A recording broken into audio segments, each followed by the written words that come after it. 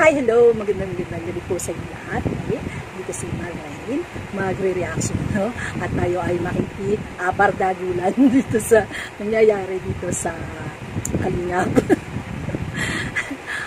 Tungkol dito sa etong at nagpahayag na itong ating butihing asawa, may bahay ng ating founder na si Sir Val, no? At na si Ma'am Edna Matubang. Siyempre, ikaw ba naman maging butihing may bahay ng isang founder ng Kalingap Matubang?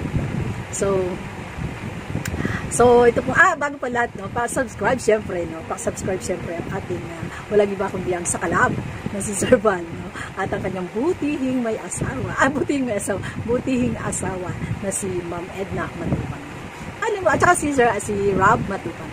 Tsaka alam mo, dapat tayong mag-respect talaga, no? Respetuhin natin, no? Hindi sa pagsisipsip, no? Sa pagsisipsip, dapat yan, tama lang na irespeto natin si ang butihing may bahay, no? Ang butihing may bahay ni Sir Val. Kasi bakit? Hindi naman natin yung Kalingap eh. Sino ba ang founder? Si Sir Val. O, sino ba asawa? Si Ma'am Edna. Natural. Kailangan mong gumalang, rumespeto. Kasi siya ang reyna, natural. Tsaka, syempre, hindi atin ang Kalingap.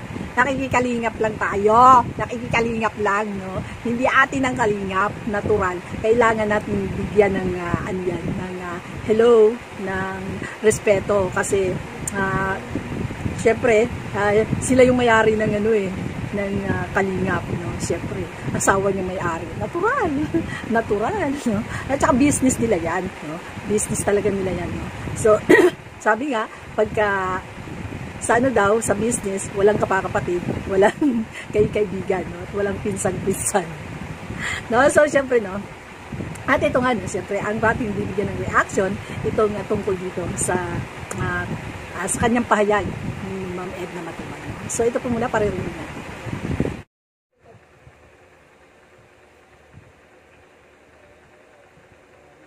Po na mga nagtatapik ng mga pag may nakita negative comments, basta-basta itatapik niya, walang hindi nag-research, kumbaga walang basehan, hindi totoo, basta sinapik yun, mga OA po ang ganun. Halimbawa, ang daming comments na positive, pag kukuhain niya negative, tapos yun ang itatapik, OA po yung mga ganun na reactors, no? Ay, salamat Agnes. Nandito lang daw siya kinikinig. Yung mga ora-orada, ora mismo, may narinig lang na balita, automatic broadcast. Yan, mga OA po yan, ang mga reactors, ibig sabihin kulang po sa pansin. Gusto ay marami agad nanood, kahit wala pang, hindi pa nababalidate yung info, wala pang research, automatic, agad, kuda agad. So ngayon, napatunayan, wala nang palang base yan. Hindi, nakakahiya lang. Diba? Nakakahiya lang. Tapos, ulit-ulit lang po. Yan. Hindi po nakakatulong sa Kalingap, kundi nakakaperwisyo. Shout out.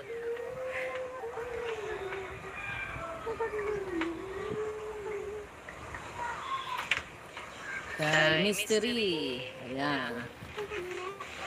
Katulad niya ni Cell TV, nag-content may nag-comment daw na sabi daw ni Ate Ed na hindi siya Kalingap. Yung agad ang kinontent niya. Tapos, edi ako na pinag-usapan doon sa live niya. Ang dami guys basher sa live niya. Mabuti na lang na-report ko. Na-report ko naman po yung mga nagbas doon sa akin. Nabasa ko agad, 1 hour pa lang na-upload niya. Nabasa ko agad yung live niya. Ba nagagalit pa, tapos ganun din. Kung totoo man ito, mali sa mga reactors yung ganyan na po, itatabnail mo, tapos masabi, kung totoo man ito, bla bla bla ka. O ganun, mali. Di ba mali? Mga OA, di ba po, mga Kalingap. Kung totoo man ito, na ganito ka, ganyan ka. Ay, tapos mumurahin mo na. Wala sa wala sa katinuan po ang mga ganun. Yung sabing maniwala, ang taong naniniwala sa sabi-sabi, walang bait sa sarili. O may saltik. Feeling magaling kasi sila. Pati views sa amin. Tapos, sa mga comments naman, ay nga, ganyan yan. Ganyan, si Ate Edna, ganyan. Yun na, pinag-usapan na. Walang base. Ayan po. Sabi ko, So yun na nga po, no? At narinig niyo ang pahayag ni Ma'am Edna, no? So, di ba? Kasi, ang pagkakaalam ko kasi, no? Itong si Ma'am Edna ay nagtatag ng isang grupo tungkol sa pagmamanman doon upang kanyang pamantayan ang mga galaw at kilos natin. Lahat yan, pati ang mga charity vlogger, lalo-lalo ng mga kulurom, no? Na basta nilang gagawa ng channel, tapos magiging kalingap na. So, yun. Ang ginawa ni Ma'am Edna, gumawa siya ng GC. Pagkakalam ko yung yung warrior, the warrior ba yun? I don't know kung ano yun. Yung basta may warriors yan, no? So, yung mga member niya, no? Kanya nga binigyan ng mga assignment dyan, mga assignment, no? At pumupunta yan sila sa mga Facebook page, tinitingnan kung may mga, yung mga kolorum na page na nakapangalan sa kanila, na naka-attach o naka-credit sa Kalingap. So, pinare-report yan ni Ma'am Edna doon sa mga kanyang member. Tapos, lalo na yung mga, yung mga vlogger na basta lang nagagawa ng mga grupo na hindi naman affiliate talaga, no? Na hindi naman talaga inaprubahan ni Sir Val. So talagang ipinapakalat ni Ma'am Edna yung mga member niya para i-report sa kanya. Ganun po yan. Tapos, siguro kasama na dun sa protocol nila, namanmanan din yung mga taong mga ganyan, mga palamura, yung mga kasi gustong baguhin yata ni Ma'am Edna yung strategy ng galaw ng Kalingap, no? So kasi ganun po yan kasi, no? Ang YouTube po kasi is business, So, pag business, meron po tayong tinatawag na marketing strategy, no? So, kapag nagmamarket ka, halimbawa, doon sa dating mga pagmumura na sinubukan, di ba? Hindi naman kumagat. So, ang nangyari, bumulusok yung sale, bumulusok yung views, o kaya yung bumulusok pa down, pababa. So, ngayon, hindi kinagat ng masa, kumbaga, nagkaroon ng failure, nagkaroon ng hindi magandang bunga, o hindi magandang, hindi tumaas yung, yung views o yung kanyang market, no? Sa market, hindi kinagat, no? So, ngayon, siyempre, si Ma'am Edna is isang co-founder, di ba? Isang co-founder, natural. Kikilos yan siya. Bakit? Kasi business nila yan, di ba? Business nga eh. Isa pa, charity yan, sa charity, no? Kahit naman yan ay nasa YouTube ka, kapag ikaw ay nasa YouTube, ikaw po ay naka-join partner na ng YouTube, no? Pero kahit tayo kahit nakalagay dyan sa natin na individual, doon sa, di ba pag pipill up tayo ng application about kalba, na-monetize na tayo. May pinapill upan dyan si YouTube na, ikaw ba ay business partner? Ilalagay mo lang individual. Bakit? Para yung tax mo, hindi ganun kalaki. No? So, ganun po yun. So, kaya sana po doon sa mga tao na nasisita, no? Kasi po, ikaw po ay, halimbawa, ikaw ay isa ng, halimbawa, kasali ka na sa grupo, ay kasali ka na sa kanina. Halimbawa, ikaw nakikita, ikaw reactor talaga, o nagre-react, sabihin pa natin, ikaw ay individual na, no? O sinasabi nila, yung freelancer na ako, wala na akong sa Kalingap, kumbaga, nagta-typing lang ako, kumbaga sa love offering lang ako, gano'n. So, pero, ang nire-reactionan mo is Kalingap, no? Ikaw ay ka-join partner pa rin ng business na yan. So, ibig sabihin, parang branch ka pa rin. Tapos, syempre, may panibagong inilalabas na protocol o bagong hindi batas, kumbaga rules ang Kalingap. Dapat, sumunod pa rin po tayo kahit hindi tayo kasama doon sa, kasi sinasabi, hindi na ako Kalingap, hindi naman ako Kalingap, ganun. Pero, nire-reaction naman yung Kalingap. So, ibig sabihin, ikaw ay ka-partner pa rin ng ka-joint partner ka pa rin sa business ng foundation na yan, ng Kalingap na yan. No, so, dapat, doon sa mga taong nasisita, no, wag po tayong sasama ang loob. Wag po tayong sasama ang loob katulad po nila Cell TV PH. Kasi, ganito yan eh. Pinipilit ni Ma'am Edna, kasi co-founder nga eh. No? Siyempre, partner siya ni Sir Val, no? pinipilit ni Ma'am Edna gumanda yung muli, yung sale natin, kumbaga, yung market, ha? Para kapag umangat si Ma'am Edna o si Sir Val, kasama tayo, di ba? Kasama tayong aangat. Kaya dapat huwag tayong sasamaan loob pagka tayo ay nasisita. Kasi ganun po yun eh. Business po yan na ayaw mo sasabihin na hindi naman ako dito magpapaano kasi libangan ko lang to, no, di ba? Mga ganun, dapat po hindi ganun ang ating hindi ganun ang ating rason, ang ating reason, ang ating binabalik na kasi ako, Diyos ko, kaya nga ako sumali rito para kumita. Hello! Huwag tayong plastic kasi sumali ka dito sa YouTube para kumita ka rin, no?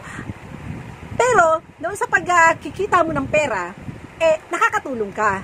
Bakit ka nakakatulong? Nagkakaroon ka ng desire, nagkakaroon ka ng kakaibang sige nga, mas maganda rito, di ba? Kasi tumutulong na ako, kumikita na ako, nakakatulong pa ako. Bakit? Kasi doon sa ating mga love offering or tithing o binibigay natin or sabi natin ambag, no? Nakakatulong tayo kasi nga gawa doon sa kahit maliit na sentimo or pera yan, pero nakakatulong tayo, di ba? Kasi pag pinagsama-sama, lumalaki, di ba? So, ganun po yan. So, huwag po tayong plastic. Nasasabihin natin, kaya hindi naman ako dito kasi libangan ko lang to. Hello. Hello, ako sinasabi ko, kaya ako pumunta rito para kumita. Pero, para tumulong na din, makatulong na din, na tumutulong ka, kumikita ka, o di ba? Kasi no man is an island, di ba? Sabi nga. So dapat kaya si Cell TV PH, si Banat Banks, huwag kayong sasamaan loob kung ganun ang strategy na ginagawa ni Ma'am Edna. Kasi pag umangat si Sir Val, aangat tayo lahat tayong aangat, di ba? Kasi nga, di ba, pag umaangat si Sir Val, talagang buhos ang views, di ba? O, di kasama tayo, di ba, katulad nga nung nangyari dun kay Lola Damiana, nakita niyo yun, no? Ang laki ng views, pero kasi nga, sumikat, ganun, sumikat si Sir Val, di kasama tayo, di ba? So, dapat po tayong sasamaan loob po, sa mga nasisita. At saka, dapat po tayong isa pa dito, Cell TV PH, huwag ka magagalit, no? Bakit hindi masisita, no? Doon sa mga papakita ko sa iyo, ha? Kapag kayo nagla-live, ha? Kasi pumupunta ako sa live nyo, sa totoo lang, silent viewer ako kasi tinitingnan ko talaga, nagmamatsyag ako bago ako nagre-reaction, no? Kasi yung iba kasi sasabihin, ayaw ko kasi hindi naman talaga ako nanonood sa live niyan. Hello? Paano mo malalaman na gano'n, no? Sa mga chika-chika lang. O kaya nga tuloy, sa mga kachika-chika nila, sa mga kamaritisan dyan, ng mga na ini-screenshot nila, binibigay lang sa'yo. Ngayon, hindi mo na panood yung buong, hindi mo pinanood. Tuloy gano'n ang nangyari, o, diba? Hindi mo narinig. So, nagkakaroon ng kaguluhan. Ngayon, kung pinanood mo ng buo yun, di sana hindi sana nagkaganon, no? Hindi ka nasabihan ni Ma'am Edna ng gano'n. No? At saka isa pa dun sa mga, isa pa, paano hindi kayo mapaghihinalaan na galit kayo kay Ma'am Edna? Bakit? Ha? Ito Cell PH, alam mo naman yan di ba? Alam mo naman yan, alam nyo yan. Ha? Yung inyong mga viewers, nakikita ko yan, nanonood ako sa inyo, promise. Hindi ako yung sasabihin mo na, hindi ako pupunta sa mga channel kasi ayoko panood dyan. Ako hindi. Galit ako, hindi. Masama loob ko, hindi. Pinapanood ko yan. Gusto kita o hindi. Gustong-gusto kita, ayaw ko sa'yo, kahit kanino, papanoorin pa rin kita. Kasi interesado akong malaman kung bakit. No? Ganun ako. So, nakikita ko doon sa mga comment section nyo, ang grabing pambabas kay Ma'am Edna. Ngayon, ang nangyayari, hindi nyo sinasaway.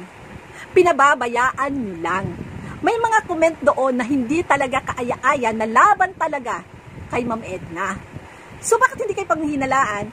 Diba? Ka-joint partner kayo ng kalingap. Kalingap ka kahit hindi mo sabihin, sinasabi nila na hindi ka kalingap. Nagkakalingap ka nagre-reaction ka. So, ibig sabihin, tapos sabi nyo, striker pa kayo, no? So, kung striker ka, ibig sabihin, para ka ding defender. O, diba? Sabi mo nga, nagdi-defend ka, diba? Pero, ang dinidepensahan nyo, yung mga nakatagong naka-hide yung mga galit, no? Doon yung inilalabas, no? Dapat huwag ganun, di ba? Dapat siniset aside nyo yung inyong mga galit, yung pwede nyo naman yung pag-usapan sa ibang platform, diba? Pwede sa Messenger, pwede sa pwede sa WhatsApp, di ba? May emo, o di ba? O tanungin mo siya, bakit ka galit sa akin? O, di ba? Hindi diyan pa kayo sa social media, di ba? Kasi dapat mahiya na tayo, matatanda na tayo. Matatanda na tayo para doon sa mga tsaka yung mga ganyan, no? Tapos mura doon, mura dito, promise, no? Sa bagay, wala akong pakialam sa pagmumura nyo, no? Sa pagmumura nyo, wala akong pakialam dyan, no? Hindi naman ako ang bumababa ang pagkatao ko sa pagmumura. No, kayo naman yun hindi ako. Hindi kami, no. So ang inaano lang diyan ni Ma'am Edna, yung pagma-market ng strategy marketing na ginagawa ninyo ay hindi nakagat sa masa. Maaring kayo kinakagat kayo ng masa, no, pero damay ang kalingap, no. So hindi nagkakaroon ng magandang image, no, imahe, no. Kasi maraming ang nagtatanong kalingap, bakit mumurahan yan sila? Bakit nagkaway-awayan sila? Alam mo yung ganun? Diba? Kahit naman sino, yung, kumbaga, yung kredibilidad, o yung quality, o yung, tinatawag dito, ano ba yung sa Tagalog, nakalimutan ko. Yung, kumbaga, sa ano, yung, ano mo, yung, ano ng kalingap, nasisira. O, nasisira. Nakalimutan ko sa Tagalog, no? yung parang, ano mo, sorry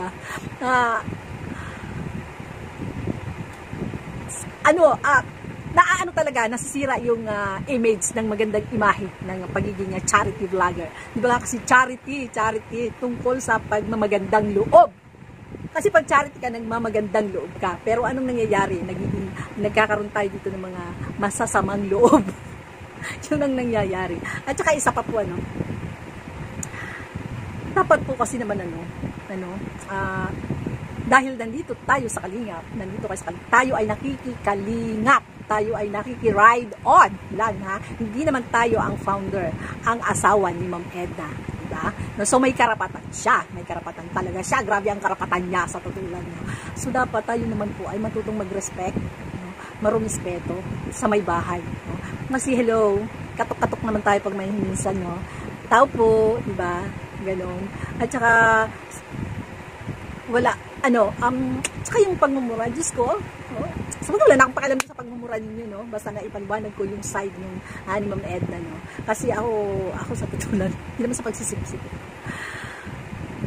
Kailangan talagang rumispeto kasi nakikikalingap ako. Sa akin na lang, nakikikalingap lang ako. Tsaka, kahit siguro ako magkapagbigay ng malaki o marami, no? Siguro, re-respetohin ko pa rin, no? Hindi pa rin ako makikipag mananatili pa rin akong nakayuko ang ulo ko kay Ma'am Edna, no? Kahit magtagumpay man dito sa YouTube, no? So, tsaka nakita nyo, no? Ang tagal na natin dito sa YouTube, pero ang sa ganun nating strategy, no?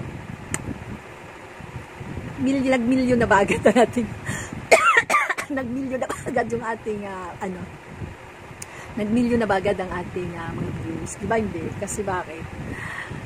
Yung views natin na 6,000, wala pa yan eh. Ano pa lang yan, tuldok pa lang doon sa mga talagang vlogger na talagang halos milyon, 1,000 ang viewers. No? Nakita nyo? Akala nyo natutuwa na tayo dun sa ganung 2,000, 3,000. Akala nyo okay na yung sikat na tayo nun. No? Pero hindi pa rin. Kumbaga, kapiranggot pa lang yun doon sa mga talagang vlogger na mga sikat na may magagandang imahe, image, no? So, sana po, tanggapin nyo at huwag kayo magagalit sa akin, self-PH, no? Sana naman ay naunawaan mo at sana ay hindi ako nagpag-away, no? Hindi ako nagpag-away. Na komento ko yun at pinaliwan ko lang ng konti, nag-insight lang ako ng konti sa sinigundahan ko lang, no? Yung mga ibang vlogger, ibang reactor na nagpapaalala sa iyo. Sana konting isip, konting tahimik muna, no? Kasi kung sabihin, hindi kita pinapatahimik na, sorry, no? Hindi pinapatahimik, hindi ganun. Ibig kong sabihin, kasi ako nung, di ba, nung maraming kaguluhan, no? Talagang sabi ko, parang hindi ko nagugustuhan. So, umalis muna ako sandali, di ba? Umalis ako. So, sabi ko, parang nakaka-stress, no? Hindi ko, tsaka tumatanda na tayo. Hello. Hindi na ako bata, hindi na tayo mga teenager, na para tayong mga nagwawala dyan sa YouTube, no? Na para tayong mga na ngayon lang nag-bloom. Na para tayong mga dyan, diba? Binago ko yung sabi ko, alis muna ako sa YouTube, sandali. Gusto kong mabura yung image ko na balahura, diba? Dati nakikipagbalahuraan din ako. Pero ngayon, binago ko talaga kasi, diba? May guilt ka, may guilt kayo kahit hindi nyo sabihin sa totoong buhay, no? Nakikita namin sa inyo ang lungkot nyo sa inyong mga mata, sa inyong mga pagsasalita, dahil gusto nyo kumita ng pera, dahil gusto nyo nga talagang umangat ang views nyo, no? Alam namin yan, no? Pero nakikita namin yun, pero sa maling pamamaraan ninyo, no? Mali po yung pamamaraan, mali talaga, maling-mali, sorry, no? Kahit magalit ka sa akin, sigawain nyo ako, okay lang. At least, naisabi ko sa iyo, naisabi ko sa inyo, no? Na alam namin, masakit, alam namin na nasasaktan din kayo, no? Dahil bakit? Kasi dun sa mga ganung ano ninyo, no? Kasi talaga namang may mali kayo, no? Sana tanggapin niyo na. Ako kasi talaga ganun ang ginawa ko.